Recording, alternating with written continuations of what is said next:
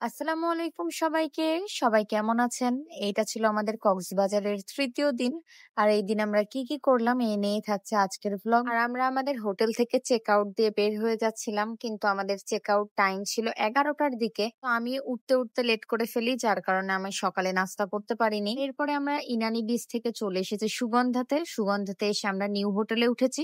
উঠার পরপরই আমরা লাঞ্চ অর্ডার করে দিয়েছিলাম। খাওয়া-দাওয়া শেষ করে আমরা এখন ঘুরতে বের হচ্ছিলাম। আর আয়াজকে রেডি করে ওকে সানগ্লাস পরিয়ে দিয়েছি। ও বারবার সানগ্লাসটাও খুলে ফেলছিল, কিন্তু এই তো ওর হাতটা ধরেছিল ওর আব্বু, যার কারণে ও খুলতে পারছিল না। আর এরপরে নিচে নেমে দেখেন রিসেপশন আপুকে সানগ্লাসটা দিয়ে চলে যাচ্ছে আয়াজ। আর ওকে টুপিটার মতো সানগ্লাসটা ওকে আমরা পরিয়ে রাখতে পারিনি। যাই হোক, সুগন্ধা বিচে চলে এসেছি।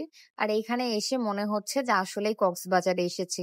এত মানুষ, আর ইনানি বিচে তো একদমই মানুষ ছিল না। তার উপরে আমরা তো গেছি বর্ষাকালে, সারাদিন ছিল বৃষ্টি, আর এই কারণেই ইনানি বিচ এত বেশি ফাঁকা ছিল। যাই হোক, এখন সুগন্ধা বিচে এসেছি, আমরা এখন অনেক এনজয় করব। আজকে আমরা ভেবেছিলাম গোসল করব, কারণ আজকে একটু রোদ ছিল। ওই যে দেখেন দূরে কত সুন্দর রংধনু উঠেছে, কারণ একটু আগে ঝিরিঝিরি বৃষ্টি হয়েছে। এইবার কক্সবাজারে এসে নতুন অনেক কিছু এক্সপিরিয়েন্স করেছি, যেমন কক্সবাজারে এসে সমুদ্র আর বৃষ্টি একসাথে উপভোগ করেছি। আবার এখন রংধনুও দেখা হয়ে গেল।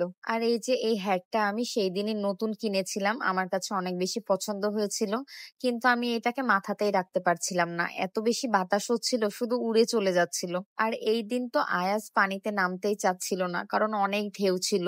ওকে যখনই নামানোর চেষ্টা করছিলাম, ও পা দুইটাকে ওপরে তুলে নিচ্ছিল। আমি একটা সুন্দর ভিডিও করছিলাম তিনজনের, আর এর মাঝে দেখেন আয়াজ আমার হ্যাটটা ধরে দিয়েছে একটা টান। মানে আয়াজ যে কখন কি করে।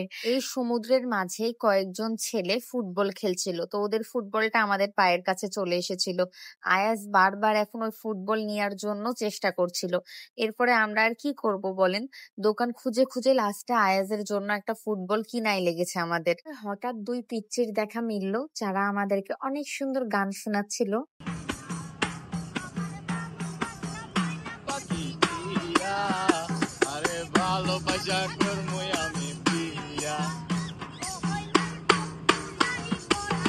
এরপরে গান শোনা শেষে আবার আমরা সামনের দিকে যাচ্ছিলাম, তারপরে দেখলাম আকাশে অনেকগুলো ঘুড়ি উড়ছে।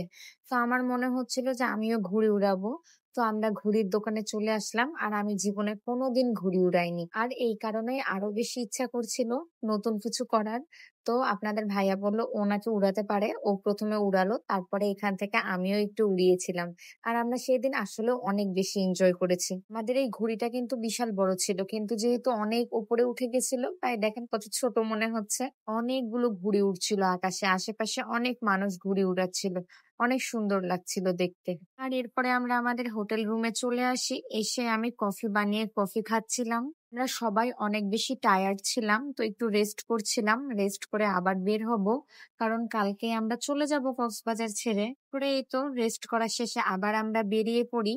আর আমরা এখানে শামুকের একটা দোকানে উঠেছিলাম, এইখানে নাম লেখা ছিল, তো আমরা ভাবলাম যে আয়াজের একটা নাম লেখাই। আর এইখানে এত সুন্দর সুন্দর ঝিনুক, শামুক এত রং বেরঙের ছিল, আমার অনেক মজা লাগছিল।